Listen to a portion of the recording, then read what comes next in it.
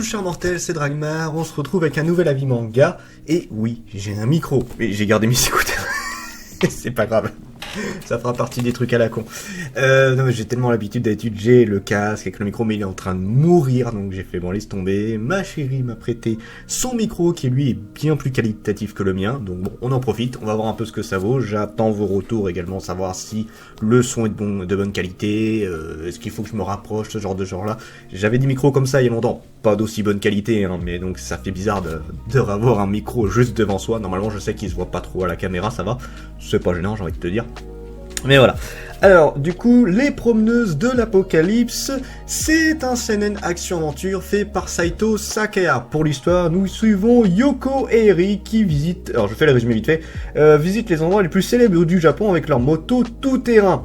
Et en gros, ils vont se balader à travers le Japon en essayant de voir... Alors, je sais pas si ils recherchent la sœur de Yoko, ou si ils sont juste en mode, ils vont voir les différents endroits qu'elle a fait. Je pense qu'ils la recherchent un petit peu aussi. En gros, ils ont un store d'Instagram, mais c'est pas, ça peut appeler pareil, c'est un autre truc, où la grande sœur de Yoko, qui est scientifique, si je dis pas de bêtises, a pris des photos à l'époque où le monde était encore en normal, où c'était pas l'apocalypse, où elle a pris des photos au Mont Fuji, à des conventions, des trucs du genre.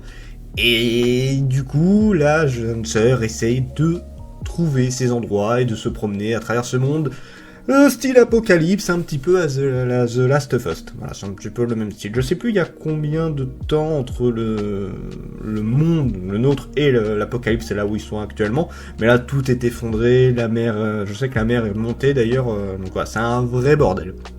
Alors, ça c'est pour l'histoire. Mon avis sur le manga. Alors, j'ai lu que le premier tome, à savoir que là on a 3 tomes en cours au Japon et en France, donc est-ce que ça a une bonne continuité? Je sais pas. Je vais prendre le 2 et 3, je le dis d'avance, hein, je vais continuer la série. Donc, pour l'instant, j'aime bien. C'est un manga qui est très sympa, mais c'est un mix un petit peu particulier de... C'est tout mignon, tout joli, c'est super beau. Alors, regardez, hein, franchement, là, on a un très beau mix, j'en parlerai dans les dessins, de décors, d'action, tout ça. Et un côté très glauque de fin du monde. C'est-à-dire que on suit 2 jeunes filles très joyeuses qui se baladent à travers le monde, qui profitent des petits trucs qu'ils trouvent. Genre ils vont trouver une source thermale, enfin un reste de source thermale, ils vont aller se balader dedans, ils vont trouver de la bouffe, des trucs du genre, tout ce qu'ils trouvent est aventure à s'amuser. Et de l'autre côté, bah le monde vient te rappeler en plein dans la tronche que c'est l'apocalypse, on voit des cadavres, hein, à un moment ils vont dans une baraque et à l'étage t'as un couple, si je dis pas de bêtises, qui est mort, qui est dans le lit avec un tas de trucs de somnifères à côté, donc bon voilà, on peut pas dire que ce soit toujours très joyeux, on a encore des machines qui fonctionnent encore mais en mode on attaque tout ce qui bouge. Voilà, on sent que vraiment il y a eu une guerre, on peut dire ça comme ça, je sais, on n'a pas encore toutes les infos, donc moi je dirais une guerre parce que quand tu vois que t'as un tank qui se balade et qui attaque tout ce qui bouge, il a été programmé pour, donc je pense qu'il y a eu une petite guerre, ça reste que mon avis. Donc voilà, ça c'est un manga qui est très sympa, mais encore une fois là, c'est vraiment un mix, voilà. C'est tout joyeux, c'est tout gentil, et... c'est un peu triste quand même. Ça fait un peu peur quand même. Ah, c'est mignon quand même. C'est un peu dans ce style-là. Le potentiel du manga pour l'histoire. Alors, pour l'instant, le gros point de l'histoire, ça va être un petit peu de découvrir ce qui s'est passé. Parce que, bon, la petite aventure de Yoko et Eri, c'est mignon, c'est agréable. Hein, c'est très sympa de voir un petit peu tout ce qu'ils visitent. Hein, j'ai aucun problème. C'est des personnages très cool. C'est une continuité pour l'instant qui s'enchaîne sans problème. Mais c'est vrai que le gros point d'interrogation, c'est qu'est-ce qui s'est passé exactement. Et ça, j'ai vraiment très très hâte de le savoir. Les personnages, on a alors Yoko qui est une humaine et Airi qui est un mix de cyborg, si j'ai bien compris, parce qu'à un moment on la voit lancer un laser ultra balèze. Donc voilà, on a un mix un petit peu particulier d'un humaine cyborg qui s'entendent très bien, il n'y a pas de souci avec ça, qui se baladent à travers le monde, qui sont... j'ai pas grand chose à dire sur eux parce que c'est des personnages ultra classiques.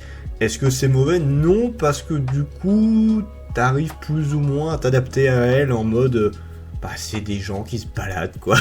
c'est la fin du monde, mais voilà, ils profitent au jour le jour de ce qu'il y a. Donc Yoko, c'est la fille qui est ultra enjouie pour un rien, tout est... bonheur, parce qu'en fait elle a été enfermée pendant longtemps dans des souterrains pour se protéger, tout ça. Et là c'est la découverte du monde, donc c'est vraiment... elle me fait penser... Enfin non, j'allais dire un peu à Ellie, mais parce que j'ai vu The Last of Us hier, c'est pour ça. J'ai vu la série hier, donc je pense à ça forcément. Non mais voilà, vraiment ce côté, on va dire, d'Ellie qui découvre les trucs, tout ça. Là c'est un petit peu le même délire, sauf que là on a un côté beaucoup plus enjoué et qui, même si elle sait que c'est dangereux dehors, même si elle sait qu'il y a quand même la mort dehors, elle garde sa bonne humeur.